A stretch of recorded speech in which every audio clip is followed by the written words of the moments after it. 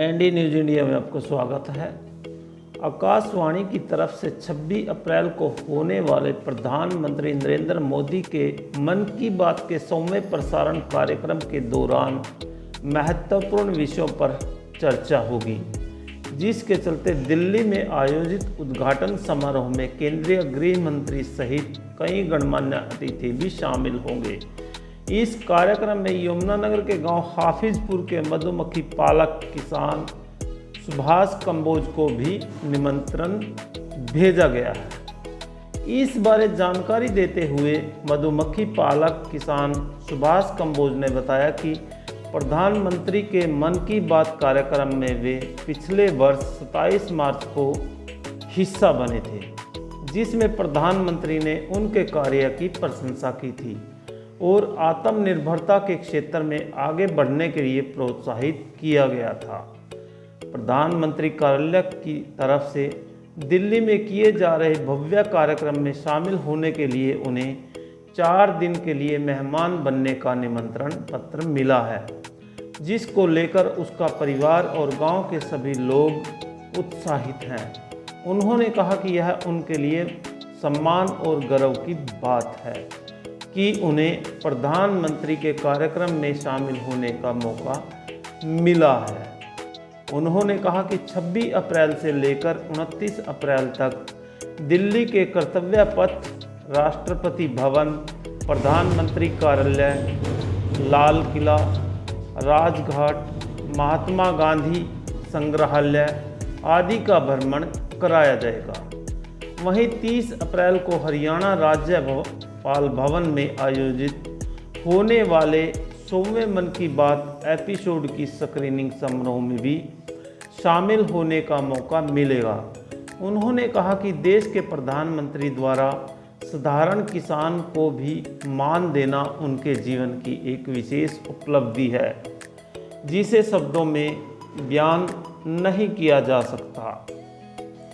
प्रगतिशील किसान सुभाष कंबोज ने बताया कि वह पेशे से एक मधुमक्खी पालक किसान है। उन्होंने 1996 में महज 6 बॉक्स से इस व्यवसाय की शुरुआत की थी। उन्होंने व्यवसाय नहीं बल्कि शुद्ध शहद पाने के लिए मधुमक्खी पालन की शुरुआत की। इसके बाद उन्होंने मधुमक्खी की बढ़ोतरी होते देख इसे व्यवसाय में तब्दील करने की सोची। सुभाष कंबोज ने बताया कि पहले वह प्राइवेट स्कूल में टीचर के रूप में काम करते थे। उन्होंने 22 साल पहले अपने घर के पास ही 6 बॉक्स मधुमक्खी पालन के लिए खरीदे, जिसके बाद उन्होंने देखा कि अगले साल तक मधुमक्खियों में काफ़ी इजाफा हो गया था।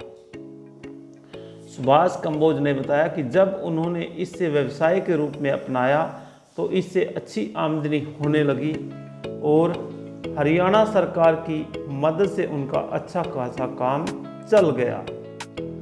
उन्होंने बताया कि वर्तमान में उनके पास कई लोग काम कर रहे हैं और वे अब तक करीब 3500 लोगों को इसका प्रशिक्षण भी दे चुके हैं।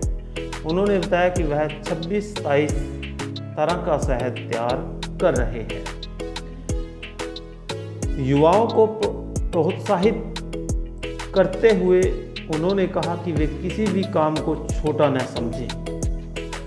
30 साल पहले मधुमक्खी व्यवसाय को छोटा काम समझा जाता था, लेकिन लगन, मेहनत व ईमानदारी से करें। अगर आप जुनून से काम करेंगे तो आपको भी मेरी तरह ऊंचाइयों के साथ सफलता मिलेगी। वहीं सरकार की ओर से भी इस कार्य में काफ़ी प्रोत्साहन मिलता है। किसान सुभाष कंबोज के इस व्यवसाय के लिए मुख्यमंत्री से लेकर गवर्नर तक उन्हें सम्मानित कर चुके हैं। उन्होंने कहा कि परंपरागत खेती करने वाले किसानों को मधुमक्खी पालन व्यवसाय अवश्य करना चाहिए, ताकि उन्हें शुद्ध शहद मिल सके और अच्छी आमदनी भी हो सके।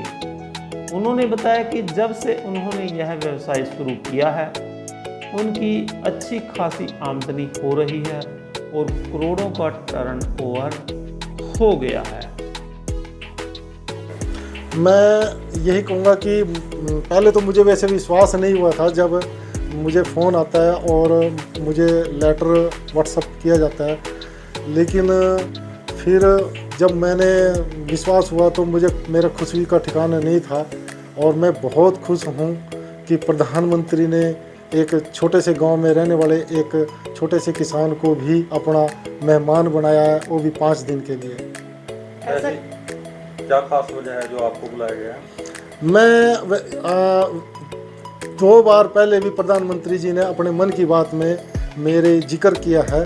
इस उपलक्ष्य में ही मुझे अब ये न्योता मिला है कि जो अब 100वां एपिसोड रिलीज होने जा रहा है, उस उपलक्ष्य में जो है देश से अलग अलग हिस्सों से जो है जिनकी मन की बात में जिक्र किया गया उनको वहाँ पर बुलाया गया है, उसमें मैं भी शामिल हूँ। तो मुझे भी ये न्योता मिला है।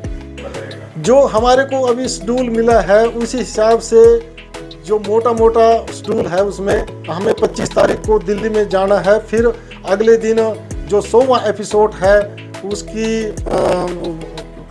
रिकॉर्डिंग होगी।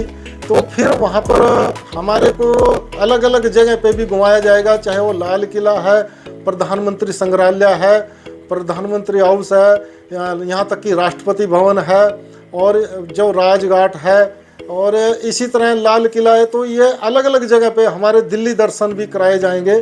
तो हम फिर वहाँ से 29 तारीख को सीधे अपने राज्य भवन में, यानी कि हर एक राज्य के जो वहाँ पर आएंगे वो अपने राज्य भवन में जाएंगे, अपनी राजधानी में जाएंगे और वहाँ पर हम फिर 2 दिन हम अपने राज्य भवन में रहेंगे।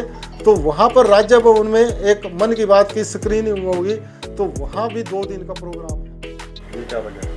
मेरी जो स्ट्रगल सक्सेस स्टोरी है वो उसको देखते हुए मन की बात में जो मेरी 2 बार तारीफ की गई है, इसी वजह से शायद जो क्योंकि मेरा जो जुनून है इस काम के प्रति और मैं जो दूसरे लोगों को इसमें प्रोत्साहित करता रहता हूँ, दूसरे लोगों को जो नवयुवक हैं उनको मैं अपने साथ लेकर के चलता हूँ, उनको ट्रेनिंग देता हूँ, अलग अलग प्लेटफार्म पे मैं उनकी मदद करता हूँ। तो इसी को देखते हुए जो है शायद सरकार ने जो है और मेरे को ये इतना बड़ा प्रोत्साहन दिया है। अब तक आपने कितने युवकों को इस तरह की जो है ट्रेनिंग दे चुके हैं? लगभग मैंने 3,500 के करीब जो है किसान या युवा इन लोगों को मैंने अलग अलग प्लेटफार्म पे, चाहे वो IIM काशीपुर है और यहाँ तक कि एग्रीकल्चर यूनिवर्सिटी हिसार है और खाद्य ग्रामोद्योग है और अपना हॉर्टिकल्चर डिपार्टमेंट है, ये सभी डिपार्टमेंट मुझे टाइम पे बुलाते रहते हैं और मैं ना सिर्फ वहाँ जा कर के फ्री ट्रेनिंग देता हूँ बल्कि वो IBDC है हमारा एक बी कीपिंग का सेंटर है कुरुक्षेत्र में, वहाँ से भी जो वहाँ के हमारे DG हैं वो हमारे पास युवाओं को ट्रेनिंग के लिए भेजते रहते हैं। तो मैंने इस तरह बहुत सारे युवाओं को प्रोत्साहित किया है और उनको ट्रेनिंग दी है। कितने समय से आप ये काम कर रहे हैं? मैं ये वैसे तो 1996 में सिर्फ 6 बॉक्स से मैंने ये काम शुरू किया था, लेकिन ये प्रोफेशनल तौर पे मैंने फिर इसको लगभग 2001 में मैंने इसको प्रोफेशनल तौर पे इस काम को शुरू कर दिया। हमारी अगर मैं ये कहूँ कि वैसे तो मैंने स्ट्रगल बहुत किया है स्टार्टिंग में कि मैं एक प्राइवेट स्कूल में जॉब करता था और फिर जॉब के साथ साथ मैं अपने 10 एकड़ की जो खेती है वो भी करता था, लेकिन मैंने 6 बॉक्स अपने खेतों में रखे ताकि मुझे खुद का शहद खाने को हो जाए और मेरे खेतों की पोलिनेशन हो जाए। तो मैंने इस मकसद से ये 6 बॉक्स रखे थे। लेकिन जब मैंने ये देखा कि ना सिर्फ मधुमक्खियाँ हमें शहद दे रही हैं, पहले साल जो 5500 रुपये के मैंने बॉक्स लिए थे वो 5500 बॉक्स का तो मैंने शहद मिल गया और जो मधुमक्खियाँ बड़ी हैं वो अलग हैं। तो मैंने ये नोट किया कि मधुमक्खियाँ भी ग्रोथ करती हैं और शहद भी मिलता है। तो मैंने फिर इसी काम को ही करने की सोची और मैं आज इस लेवल पे हूँ कि ना सिर्फ मैं अपने परिवार को अच्छी तरह पालन पोषण कर रहा हूँ, बल्कि मेरे साथ जो 15-16 किसान हैं जो मेरे साथ जुड़े हुए दूसरे फार्मर हैं उनको भी मैं साथ लेकर के चल रहा हूँ और जो दूसरे किसानों जो मेरे को देख करके जिन्होंने प्रेरणा ली उनको भी हम साथ लेकर के चलते हैं। तो मैंने इस तरह अपना जो शुरू का जो है ना ये व्यवसाय है वो शुरू किया था, और आज मेरा लगभग 5 करोड़ के करीब मेरा टर्नओवर है, जो मैं अब अपना न सिर्फ अपना शहद पैक करके बेचता हूँ, बल्कि अपने साथ जो दूसरे किसान हैं उनका भी शहद लेकर के मैं उसको भी पैक करके बेचता हूँ। आज के युवाओं को आप क्या कहना चाहेंगे? मैं आज के जो भी युवा हैं, जो भी है ना कोई भी काम करना चाहते हैं, मैं कोई भी काम हो वो उस काम को कभी भी छोटा ना समझे, क्योंकि मधुमक्खी पालन आज से 30 साल पहले एक छोटा सा व्यवसाय समझा जाता था। तो मैं उनको यही कहूँगा कि किसी भी काम को छोटा ना समझे, उससे पूरी लगन से करें, मेहनत से करें, ईमानदारी से करें, और उस काम में पूरा जुनून होकर के उस काम को करें, तो आपको ज़रूर मेरी तरह भी ऊंचाइयां मिलेंगी, आपको भी बहुत बड़ी सफलता मिलेगी, तो आप भी ज़रूर सफल होंगे। सरकार भी कोई सब्सिडी देती है इस व्यवसाय के लिए? बिल्कुल, सरकार बहुत ज़्यादा इस काम को बढ़ाने के लिए सब्सिडी भी दे रही है। यहाँ तक कि हमारा हरियाणा गवर्नमेंट है, हॉर्टिकल्चर जो डिपार्टमेंट हमारा, वो 85% सब्सिडी इस पे देती है नए नए जो काम करते हैं उनको। और यहाँ तक कि एग्रीकल्चर यूनिवर्सिटी हिसार हमारा जो KVK है ना, कृषि विज्ञान केंद्र है हमारे, वो भी इस काम को बहुत ज़्यादा ही मदद करते हैं, और यूनिवर्सिटी इस काम को बहुत ज़्यादा बढ़ावा दे रही है। तो सरकार की तरफ से हर एक प्लेटफार्म पे, चाहे खाद्य ग्राम उद्योग हो, चाहे कृषि विज्ञान केंद्र हो, चाहे एग्रीकल्चर यूनिवर्सिटी हो, चाहे IBDC केंद्र रामनगर जो हमारे कुरुक्षेत्र के पास वो है, हर एक स्तर पर, हर एक प्लेटफार्म पर गवर्नमेंट अलग अलग तरह की अलग अलग स्कीमों के तहत वो सब्सिडी देती है। चाहे जैसे अब हमने मशीनें लगाई हैं प्रोसेसिंग करने के लिए, तो उसमें भी सरकार की तरफ से 50% से लेकर के 75% तक की सब्सिडी होती है।